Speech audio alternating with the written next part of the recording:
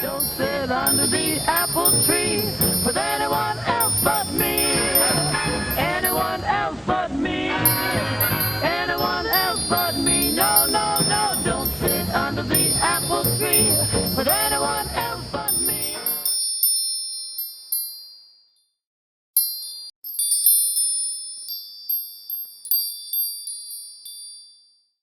Hi there. So, right on schedule. We have Samantha needing to get in on the grift and take advantage of Megan's podcast in order to get her own story out there. And I am so glad that this particular interview was done after I found the stuff from Tyler. Because this just takes all of their deception, contradiction, and quite honestly, hypocrisy to a whole new level. And can we take a moment to appreciate the Malibu seascape behind her? I mean, apparently that outfit that she's wearing is her version of California casual. But before we get started in this, I want to make something crystal clear. I really have nothing against Angela Levin. From my perspective, and this is just my opinion, everyone is entitled to their own, and it may be different. I feel that Angela Levin is kind of old school British journalism biographer. She's, the typical royal biographer. She's from a time before social media. And for her, social media doesn't fit into her version of appropriate behavior. And so I have nothing against her because I really think the Sussex Squad kind of threw her for a loop. I don't want to say a nervous breakdown because I don't think she did. I think she's stronger than that. But I think that they broke her. And so I'm never going to criticize Angela Levin because I think she is doing a remarkable job existing and doing her thing in a world that is completely alien to her and something that she probably can't quite come to terms with. So I'm not going to talk about anything that Angela Levin said. I'm not going to criticize anything that Angela Levin said. If you want to hear her part of this interview, by all means, go onto Dan's channel. And honestly, one of the very, very, very tiny things that I actually respect Dan Wooten for is that he does give her a platform because of the previously mentioned things. So I'm not going to take any issue with Angela Levin. I am going to focus on the interaction between Dan and Samantha. I think at one point, I do have one clip that I want to look at that looks just at Dan's portion of an interaction with Angela. But like I said, I have nothing against Angela Levin, and I'm never going to critique her, or criticize her, or take exception to her. I disagree with that. You may have a different opinion, and you are absolutely entitled to it. But just so you know, that's my perspective on Angela. Honestly, I probably should have said it earlier because she's come up from time to time. But that's where I stand with that, and I'm pretty firm in that opinion. So, having said that, let's get into this. I have not actually listened to the Jamie Kearns, Lima Kearns, whatever her name is, actual podcast on its own. I've only listened to the clips that Dan has. So the reason I haven't listened to it was primarily because I've listened to her separately. I actually listened to her podcasts months ago when she was back in the Hamptons, and they're miserable. They're torturous. So I didn't have any interest in listening to this one, but also because everybody else is doing the podcast, and great people are doing it. You have the Royal Griff looking at, you have the Sidley twins, I think Paula's looking at. There are people covering these podcasts. I don't need to. I've taken my one for the team listening to the podcasts, and I watched the cooking show. So there's no need for another voice in there to say the same things. We all know what's going on. So I am not listening to the podcast. I'm kind of letting someone, other people take that. I'd rather listen to what Samantha has to say about that, because there aren't many people doing that. So just so you know, that's kind of where I am. I haven't listened to the podcast in its entirety. I've only listened to other people's analysis of it. 50 Shades of Cray Cray. Sometimes a meme sums up a moment in pop culture better than what I ever will be able to. And that is absolutely the right summation of this completely bonkers, completely misleading, completely self-serving interview between the fake Duchess, Meghan Markle, and a woman called Jamie Kern Lima. I don't recommend that you watch the full 90 minutes, folks, because this really did things to my brain. It melted my brain. It exploded my brain.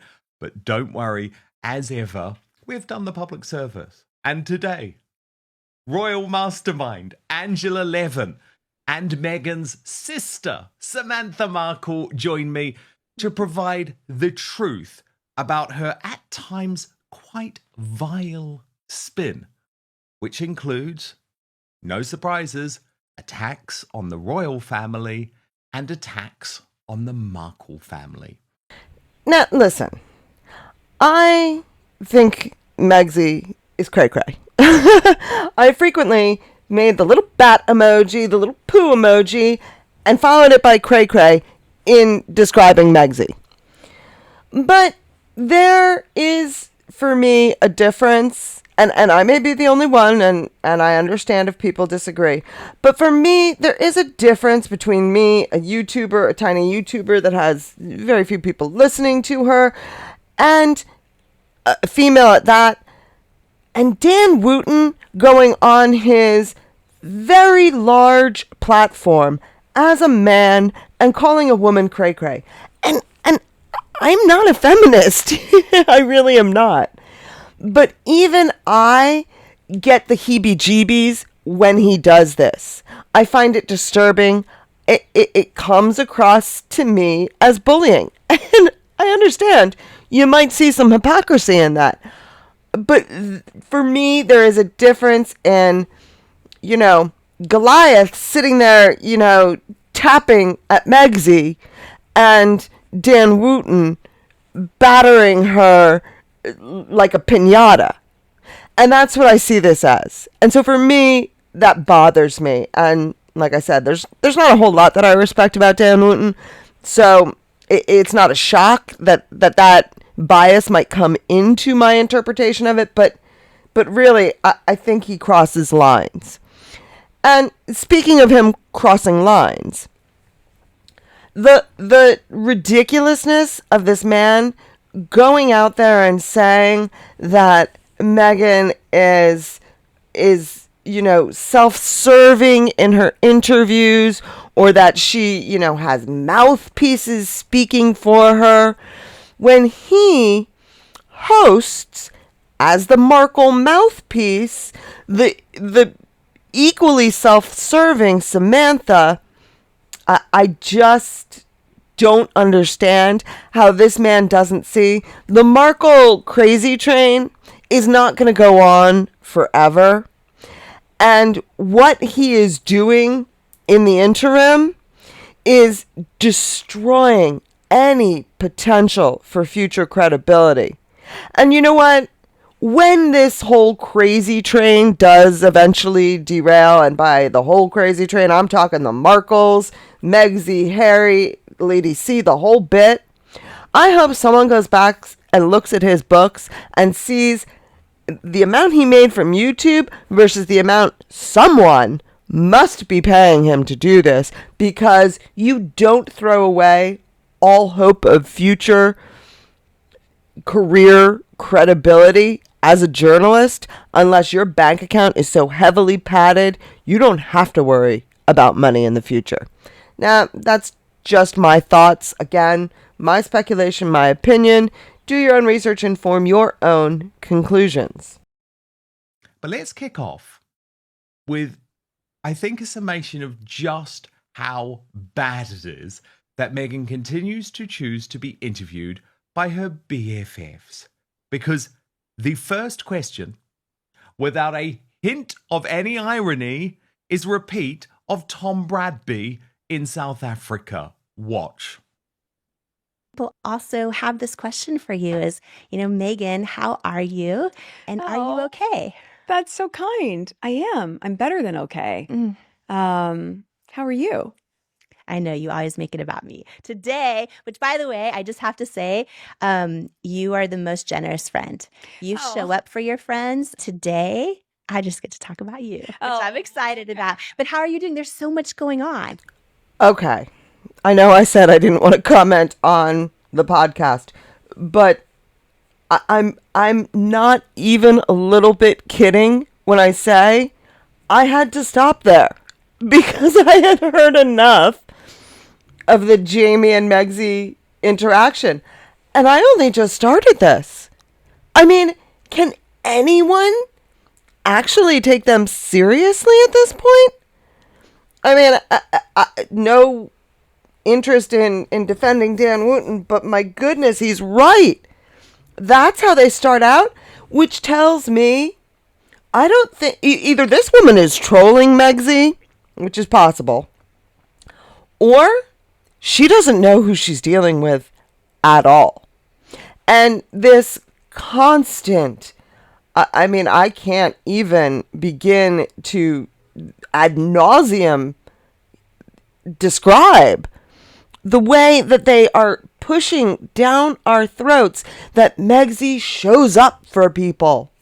I truly believe that that's advertising for the whole transactional relationship that woman believes in. And I did a couple videos about that, if you're not sure what I'm talking about, where I talk about how every relationship for Megzy is transactional. And at this point in time, this woman is making a living off of being a publicity draw. But let's move on to her sister, who is just as bad. And there was another reason, though, wasn't there, Sam, for the lack of makeup? Because what was it? One tear, left eye, go. Your sister is an expert in making herself cry on demand. I also have to wonder if maybe Dan is trolling Samantha. Because there has to be a reason that he is giving these softball pitches to me where he sits here and he goes on about Megzy's one tear left eye right with Samantha right there, where he just gives me the opportunity to play clips like this. Do you still love your sister Meghan?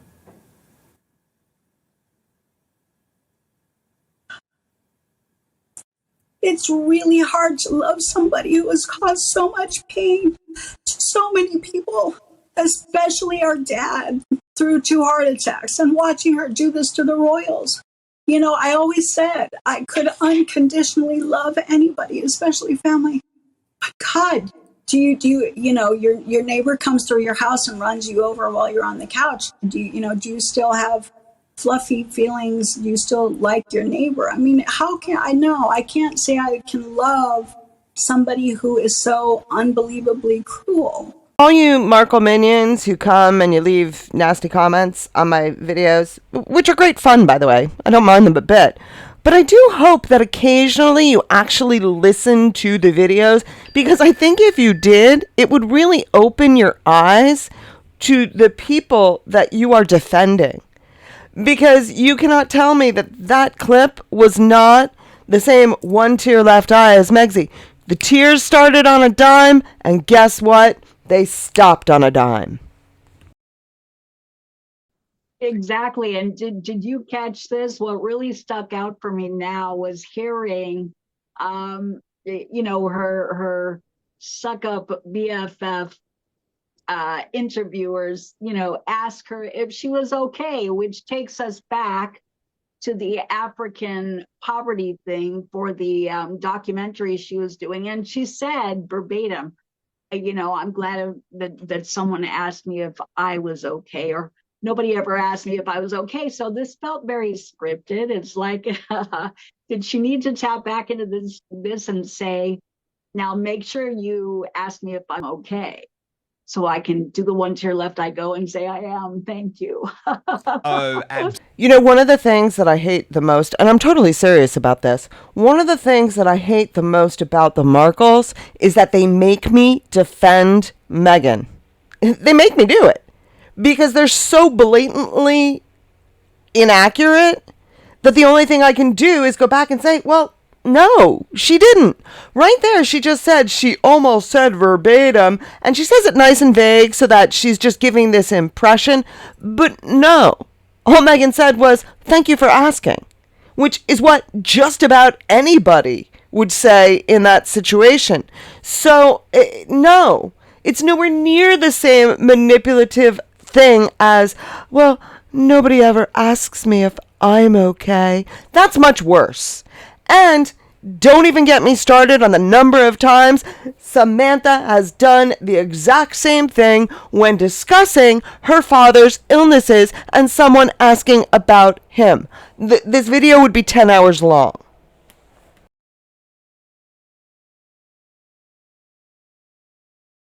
Michael, is that hard for you to watch, this attempt to rehabilitate Meghan Markle's reputation, given what she has done to your family and specifically your father? See, she's again wanting to get out her truth. And she says, I'm glad you get it. People can see now. Well, she forgets that the world watched. The world watched as she mocked Queen Elizabeth while she was dying of bone cancer. The world watched her totally ice and disregard, our family, our dad through 2 heart attacks and a stroke. The world has watched this. So what does she mean? Now you get it. Yeah, we got it because we all watched. So you can't suddenly act like all of that didn't happen, all of that didn't exist. Like, who's she trying to kid? Maybe the few new viewers who didn't have the backstory and who haven't been watching all of these years. Oh yeah, we get it. We've watched you.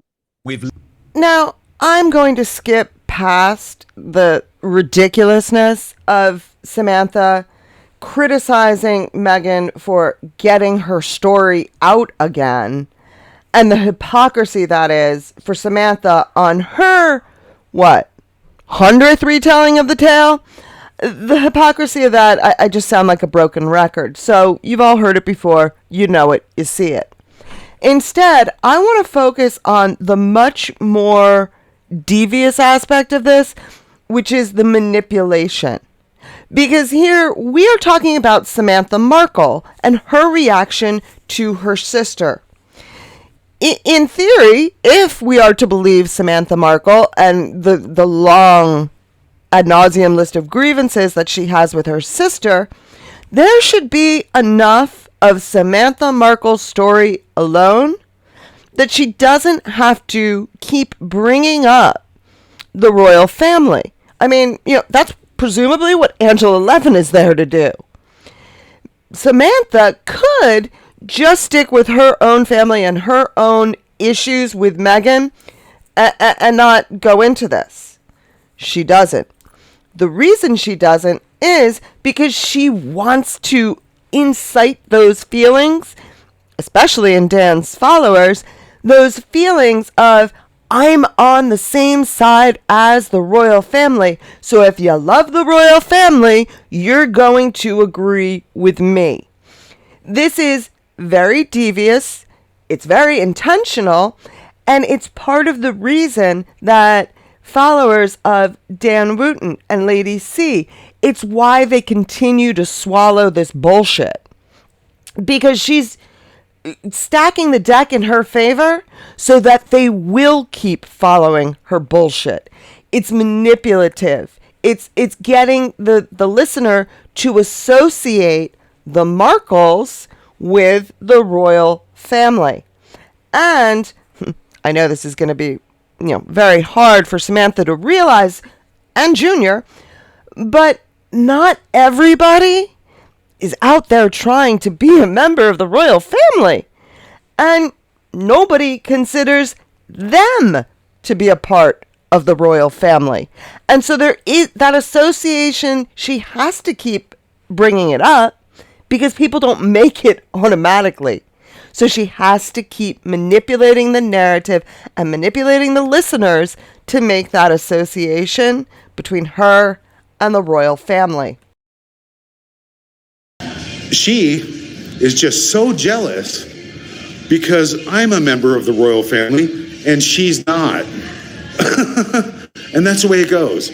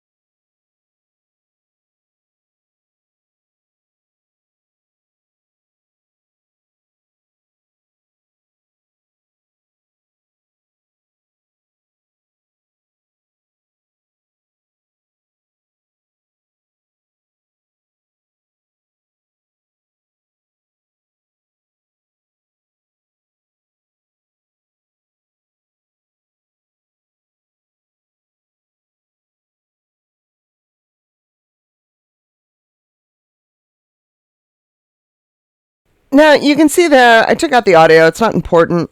I just showed one of many potential portions of the video where Samantha is sitting there in the corner of the screen making sure that she is drawing attention to herself. Please do not mistake that this is anything other than that. Those are not natural reactions. They are over exaggerated and they are intentional. They are meant to draw the viewer's attention because don't look at Megan. Don't look at Dan, the host. Don't you dare look at Angela 11. Look at me.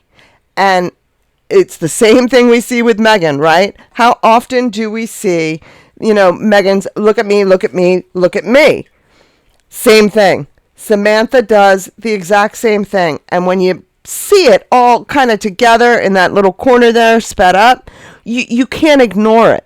You can't miss that she is intentionally exaggerating her reaction to get the viewer to draw their eye to her. She knows she's on a visual medium. She doesn't need to say anything. She just needs her reactions. And I guarantee she's not real happy that she is in such a small little box there. She wishes that the camera angle for her is much bigger.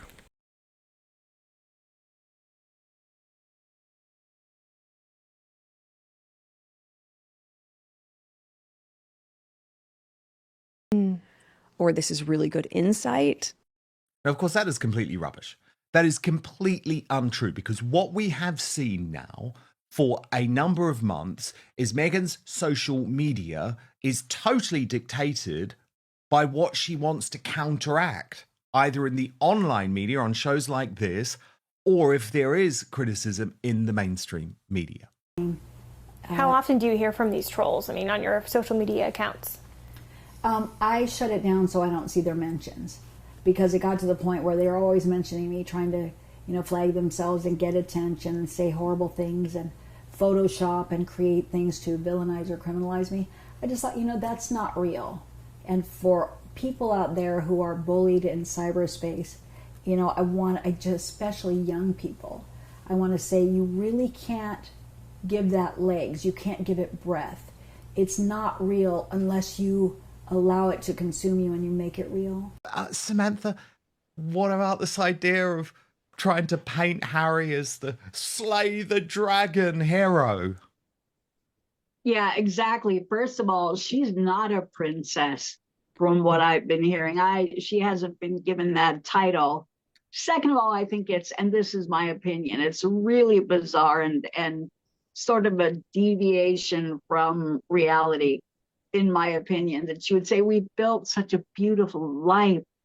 Um, I think what is clear from inception is that it's no secret there was, a string of lies. Megyn Kelly clocked her at reportedly lying every 2 minutes. There is a beautiful life built on lies.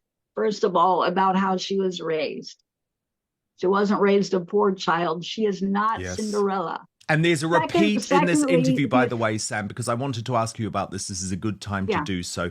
She doubles down on this whole concept of being a latchkey kid eating TV dinners in this interview. Exactly. Latchkey kids eat TV dinners. They're left alone all day with working parents or parents who are not invested and not there. And so, with that said, I don't think hanging out with dad at the TV studios on the set of Married with Children and being with dad and going wherever she wanted and going shopping, on a whim, doing whatever she wanted, totally being indulged. That's not the definition of a latchkey kid. Actually, none of that has anything to do with being a latchkey kid. Being a latchkey kid just simply meant you had two parents working and you came home to an empty house, possibly made yourself dinner, and then you had a normal family life. That was what a latchkey was. There was no presumption that there wasn't a functional family as a part of your life. It's just you didn't have that parent there when you came home from school at 3 p.m. until dinner time when, the family came home. But putting that aside, again, we're now getting a third version, you might say, of what Megyn's upbringing was. Now, yeah, her father wasn't there all the time, but she certainly wasn't poor. Well, for goodness sake, these people just need to pick a lane. How many different versions how many childhoods did Megyn have? Because it seems like she had a bunch of them. I mean, especially given the fact that I did just recently find that clip with Tyler Dooley. So let's just, because I like to do this, remind us what Tyler Dooley said about Megyn's rough upbringing. Dude, that's fucked up, bro. Let me tell you this about Megyn. We had very humble beginnings. We all come from the streets.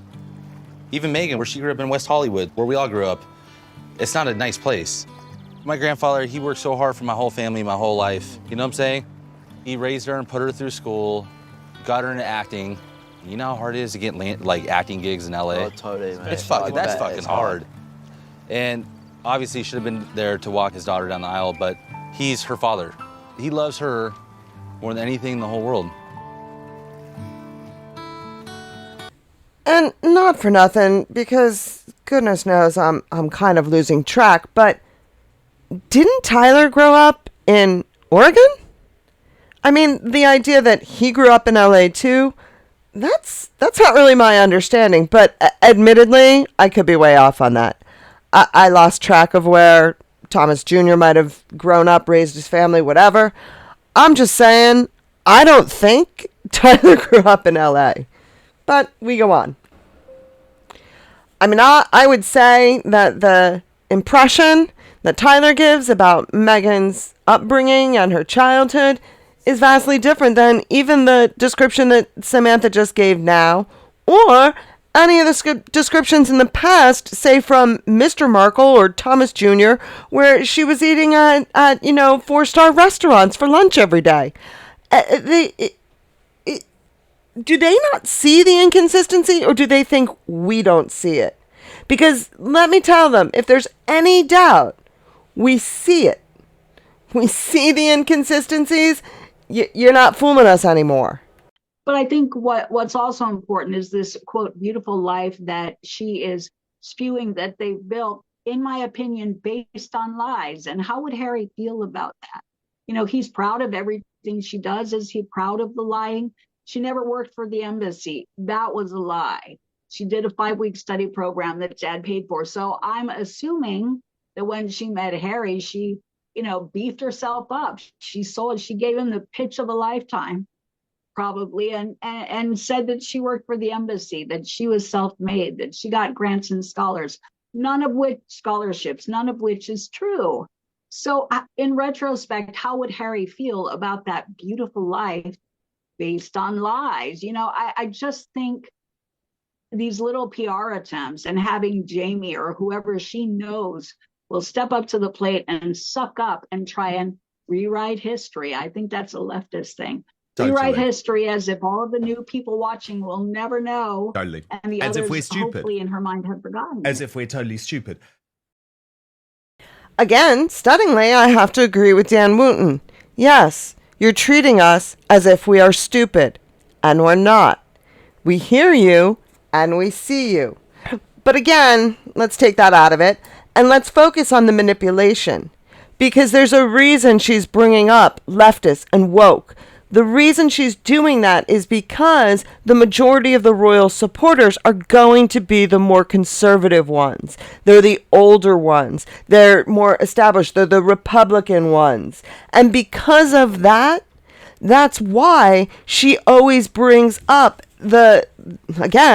she wants the associations to be made. She wants you to associate with her that she's Republican, she's MAGA, she supports the monarchy. And if you agree with me, then you need to oppose Meghan. And don't let it fool you. Samantha is as leftist as they come. She might be the most leftist of them. Her entire, MAGA love Trump nonsense, it's a ploy. She needed to become MAGA in order to get journalists like Megyn Kelly and Tucker Carlson. She needed them to listen to her because no one else was giving her a platform. So she turned into a MAGA supporter in order to get the attention of the MAGA journalists. And it's very clear if you watch, because I was sitting there watching her interview with Tucker Carlson, and I kept saying in my head, wow, she's really laying it on thick, and wow, why is he listening to this? And it was one of those light bulb moments that I realized this was very intentional, and she did this purposely so that there would be people that would give her a platform. And that's why she's doing it. And that's how she got Trump's childhood friend, who is Trump's attorney, to be her attorney. Because she's faking being a MAGA supporter so that she can get their support. She couldn't get anywhere with the liberal media. What, was she going to go to Biden and say, hey, look what my sister's doing? No, she couldn't. She had nowhere to go there. Thomas Markle Sr. and Thomas Markle Jr. have tried that and they get nowhere with it. So instead, she went MAGA. But do not ever forget that these people are as woke as Meghan. Now I want to come to, though, the worst moment of this entire interview. And I'm sure you're both with me on this, but I am so offended. I'm so disgusted as someone whose grandparents and great-grandparents served in World War One in the trenches. And Meghan Markle, not only is she making a dig at the royal family of Britain, she is completely degrading the military history of veteran families in the United Kingdom by comparing her time in the royal family to being in the trenches. Watch this. Are you in love now more than ever, more than you've ever been? Yeah, I mean, you have to imagine at the beginning, everyone is like butterflies and then we immediately went into the trenches together. Yeah. Right out of the gate, like 6 months into dating. So now 7 years later, when you have a little bit of breathing space, you can just enjoy each other in a new way. And that's why I feel like it's more of a honeymoon period. So, of course, as I expressed, I am disgusted by her using that phrase in the trenches. I find offensive there is Dan's faux offense. Now, the idea that only people in the UK fought in the trenches, well, we all know that's bullshit. I mean, I'm an American and I had relatives die in the trenches, but we'll take that out of it for a moment. And let's just pretend that the international aspect of that, let's remove that. People say in the trenches all the time. And they don't mean literally in the trenches. Yes, it is a turn of phrase that does in fact refer to World War I and the trench warfare that existed there, but people use it all the time. You listen to teachers who are in the inner city, they will say, yeah, we're the ones in the trenches. You hear people talking about all sorts of professions and all sorts of experiences. Please.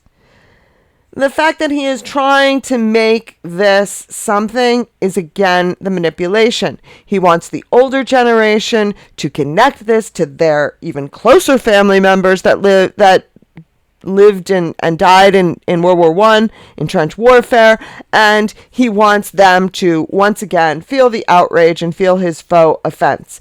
To me, the more offensive thing is his inability to fact-check himself and the ridiculousness of his statement. Are there times when you see your sister say things like trying to compare living in the most privileged family in the world to being in the trenches, which was, anyone who knows anything about World War I knows that it was the most inhumane way to live. And these young men gave their lives fighting for their country in the most revolting conditions. Do you sometimes feel ashamed of her? Well, exactly. And by contrast, it seems as though every time she moves forward, she has this need to insult at a minimum the last situation she was in.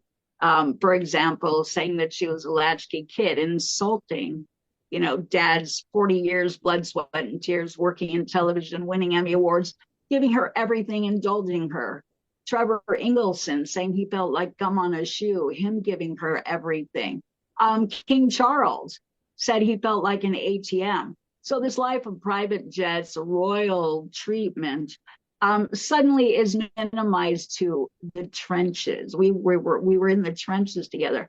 I don't think anybody with a functioning frontal lobe would suggest that private jets, having people wait on you, being allowed to bully your staff, allegedly, and using King Charles, then Prince Charles, as an ATM. Oh, that's so hard. Oh, God, get me out of these trenches. And juxtapose that with, of course, a life of military service, our veterans, those who have died and sacrificed everything for the defense of a country. I think she's very contextually unaware, in my opinion. That seems to be a huge disconnect. So she's not aware of whose feelings she's hurting. She doesn't seem to care, and she seems so focused on,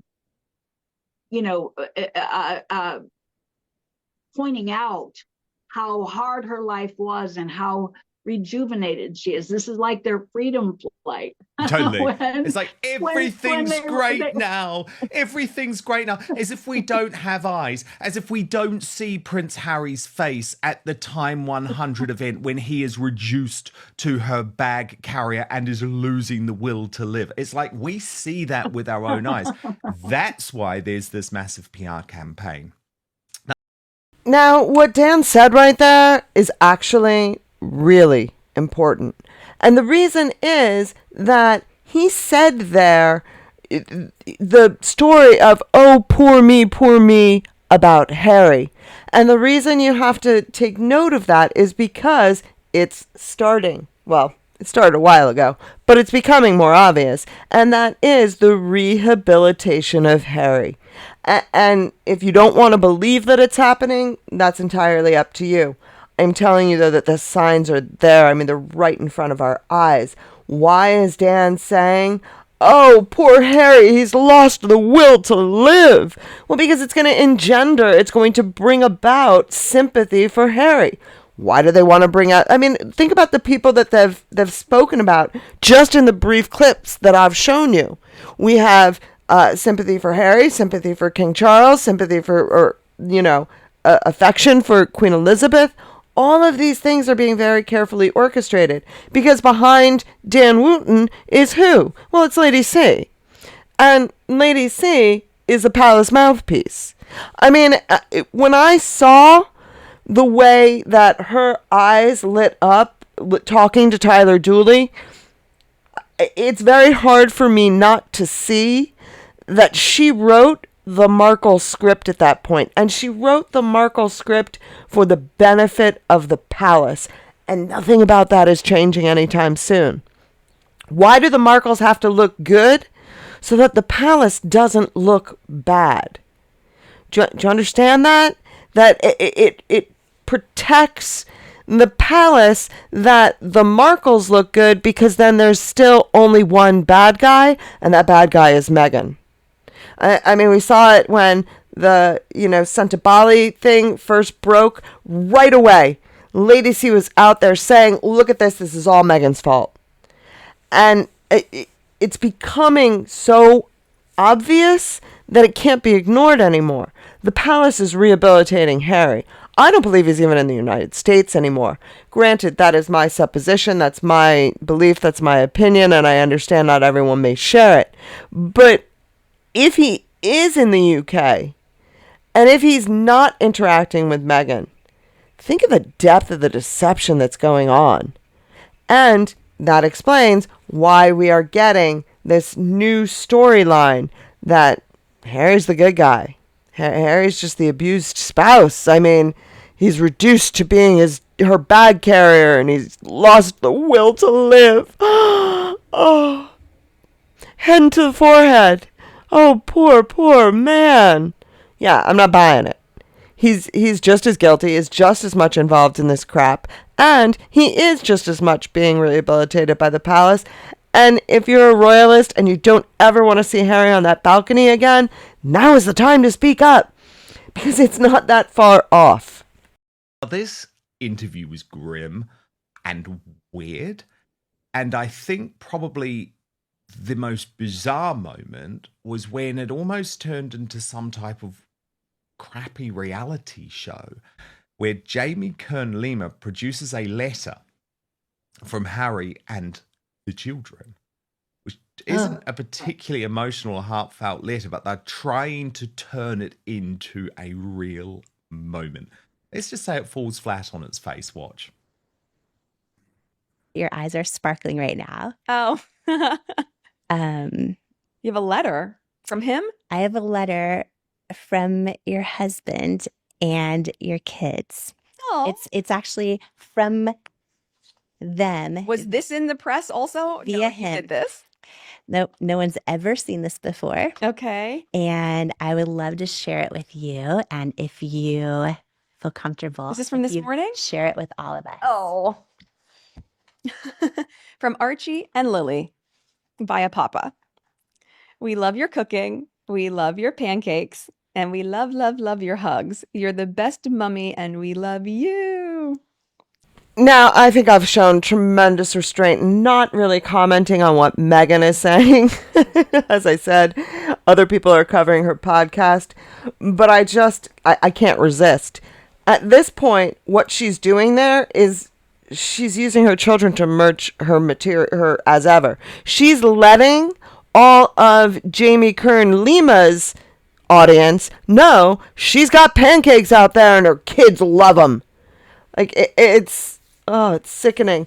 But it's the way that, the reason I'm pointing it out is because it's the way that they use their audiences and their words to manipulate and control things and to merch things.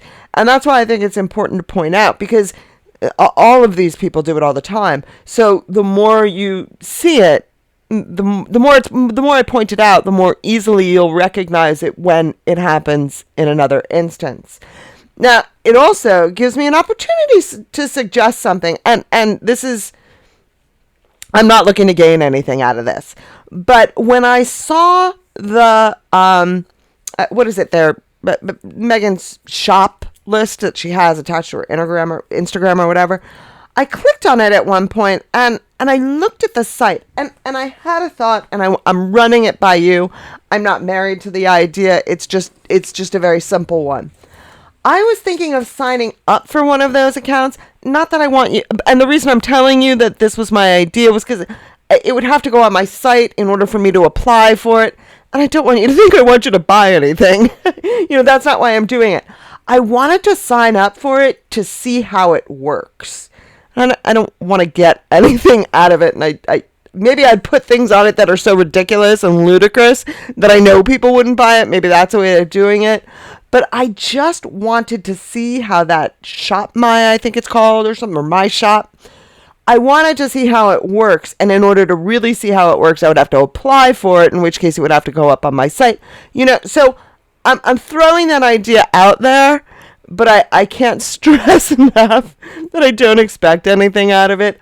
I want to do it as research, and it's the only way that I can really understand it is by applying to it. So I'm putting that out there. Put down in the comments whether or not you think it's worth it. I mean, maybe I'm just being silly, and I'm just trying to look into something that's much more obvious than I think it is, and everybody already knows how those things work, and I just don't. Maybe that's the case, and if so, feel free to tell me that. But it was just an idea I had, so let me know down in the comments. Okay, so Samantha, you obviously know the real Meghan. You've known her since she was a young age. Is she correct in saying that the media portrayal of her does not match what she's really like in real life? See, again, let's cut to the chase. It's not just the media portrayal and what we've read and the PR articles on either side of the fence. We have observed, we watched her live mocking Queen Elizabeth as she was dying of bone cancer. Harry sat there and, was bright red and just enabled it. So this takes me back to what she said about wanting him to live his best life. If you want your husband to live his best life, you don't sit there with him and mock his dying grandmother with him red in the face, knowing that will have deleterious consequences for him in his family and in front of the world. I sometimes feel like I sound like a broken record, and then I listen enough to Samantha that I realize I sound that way because she talks that way. Because, how many times in a single interview does she have to mention the Queen?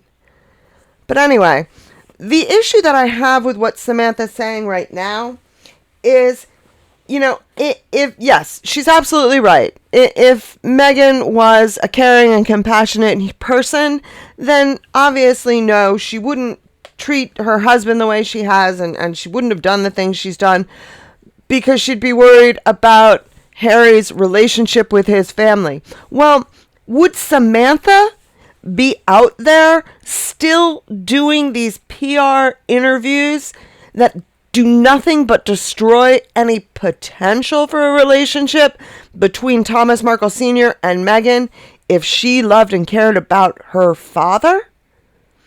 I mean, everything is so one-sided, and yet their hypocrisy is rampant. And I have to, there's so much mirror images of each other that's what makes me feel like none of this is organic and that it's all so completely staged. It's intentionally trying so hard to polarize your opinion on these people that it's contrived. And the fact that Samantha doesn't have any concern over how her behavior will affect her father and his relationship with Meghan, and same thing with Junior, it makes me really question that so-called proof of life video that we got from Thomas Markle Jr. saying, oh yeah, Thomas Sr. is alive and well and vacationing in Southeast Asia. I mean, really, I can we get a real proof of life on him or no? Not one that looks like it was filmed in a diner in Jersey. I think that Japan would be this nice. Well, the whole Asian tour, I mean, we're going where, Taiwan next? Yeah.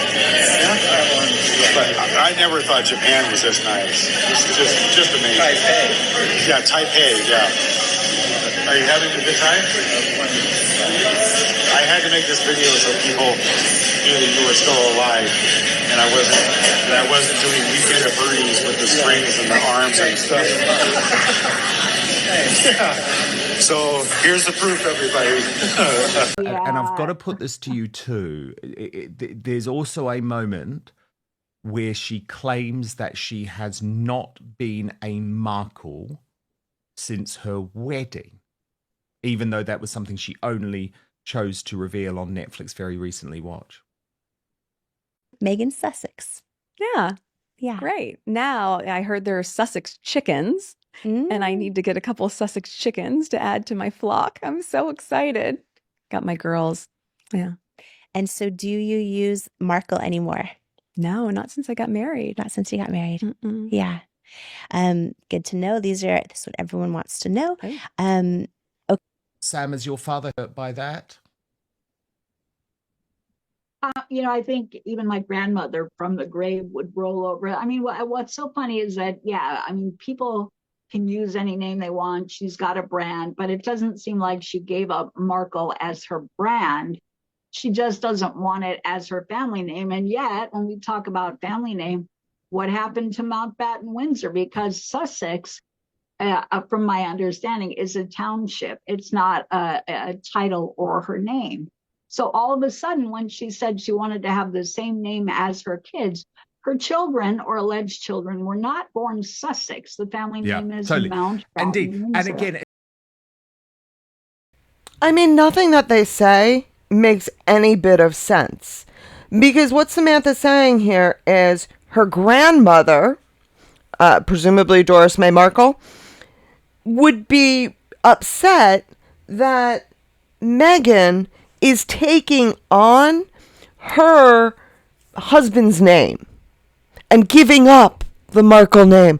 Well, Doris presumably had a name before she married, I forget his name, Gordon Markle, and she gave it up to become a Markle. Like, if you were to say my grandfather would be upset about it, okay, maybe. But your grandmother, who did the exact same thing in order to become a Markle, is a ridiculous thing to bring up. I mean, why are they doing it? Well, presumably that they're looking to appeal to, the grandmothers in the audience. I don't know, because most of those grandmothers would say the same thing. Yeah, well, I took my husband's name. I mean, maybe it's because of her woke ideology that she doesn't realize the contradiction in what she's doing and saying. But to me, it's out there. Like, it's in your face so much. I don't understand what she's hoping to get out of it. It just seems so bizarre to me. I'll tell you why I know that this is a lie, but just watch this first. Would you ever run for office? No. Never. No. Never. Never. Oh, God. I mean, you could say never. No, I'm not interested in that. No. Now, my reporting, which came from very, very close sources to Meghan during her time in the royal family, was that she was totally open about the possibility that one day she would run for office. And of course, Sam, as soon as she got to California, she started her political maneuvering within the Democratic Party. It's just that it didn't go the way that she wanted it to go. Right.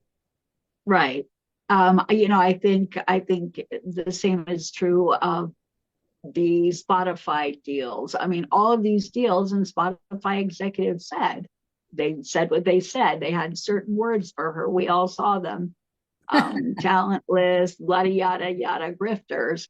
And we can quote them, but it seems like everything that she has pursued has been met with the same response. And I think similarly, we heard of her reportedly trying to mingle with Gavin Newsom and Gordon Getty, all of those people under the hub of Nancy Pelosi, the Democrats, trying to get in wherever she could, reportedly wanting Dianne Feinstein's seat without the qualifications to do so. So I think ultimately, it seems like a fantasy. It might be wonderful and great fun because it's so grandiose, but the bottom line boils down to qualifications or lack thereof. And I think she knows that if she had to step up to the plate, that she wouldn't cut it. So I think therein lies her reluctance. She knows better, and there are too many qualified and she does, politicians. but she does say never. The point is, she still says never say never, and we know that in politics, never say never means yes. But you can't start a political career at 43, almost 44. Well, and also one of the least popular people in the world. Now, the problem here is that Dan really doesn't know enough about American politics to be commenting, and certainly neither does Samantha. The thing is, I don't think Meghan ever intends to run for public office. I think Meghan intends to get a political appointment.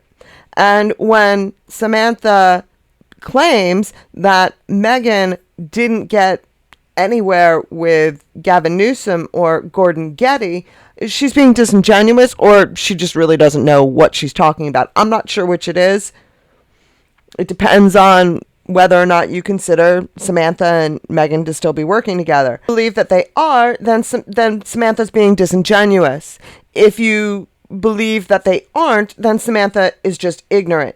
Because as an American, she ought to know that the fact that Gavin Newsom, as the governor of California, came out and actually defended two private citizens out of the blue at great risk to his own integrity, not that he really has any, but his pretend integrity, that's huge. And that means Meghan got somewhere with Gordon Getty, whose nephew, by the way, controls Getty Images, as well as Gavin Newsom. So if Samantha isn't thoughtful enough to catch that, then the only thing I can imagine is that she's working with Meghan, and so she's intentionally underwhelming what the importance is. Because let's look at this again, because I do think that this is very important. There's been an unbelievable amount of attention that has been placed on the Archwell Foundation. I'm here at a behavioral health site, a mental health site. Archwell Foundation, run by Meghan Markle and Prince Harry, do extraordinary work, particularly women and girls, but notably around mental health. And I just want folks to know, not only are they in compliance, there's a technical paperwork issue that was wildly over hyped. And with respect, I hope people that ran those headlines run this headline, that it was a very typical technical issue around paperwork that persists for so many others as well. And they're in full compliance. And they're a celebrated organization that does great work in the state of California. Now, if Samantha doesn't see that as Meghan succeeding at influencing not just Gavin Newsom, but Getty, who is Gavin Newsom's backing and financial support, I don't know what to say to her. Because that clearly tells me politicians in the United States don't do that without a serious payoff in their favor. And my suspicion is that the payoff is through Gordon Getty, because Gordon Getty has decided to back Meghan. That's just my opinion, my point of view. But it speaks to the ignorance with which Samantha and Dan just stay out of politics, the two of them, please, because they don't know what they're talking about most times, and it's actually kind of disturbing. But that's what I have for you today. That was a painful interview to go through, painful panel. And like I said, if you go watch Angela Levin, she's the bright spot of this panel, so I encourage you to go watch that. But right on schedule, Samantha had to come through and put in her 2 cents, add in her manipulation, and it is more of the same, definitely. But at the same time, I do think it's important to point out these manipulations so that the more often you you see them, the more often you'll see them in other circumstances where they're doing it where nobody has pointed it out. You know what I mean? It's a skill. It's learning the skill of recognizing those manipulations. And this family is a master at them. And so the more you see them and the more you're used to recognizing them, the sooner that this family will be revealed for who and what they truly are. But thank you very much for listening. I look forward to hearing your thoughts down in the comments. Don't forget to let me know what you think about that My Shop or Shop My or whatever the heck that thing is, and whether or not you think it's worth it for me to apply just to see how we can see how the thing works. It's up to you. Thank you very much for listening. I hope you have a great day filled with love, laughter, and of course, dancing. Dancing in the rain.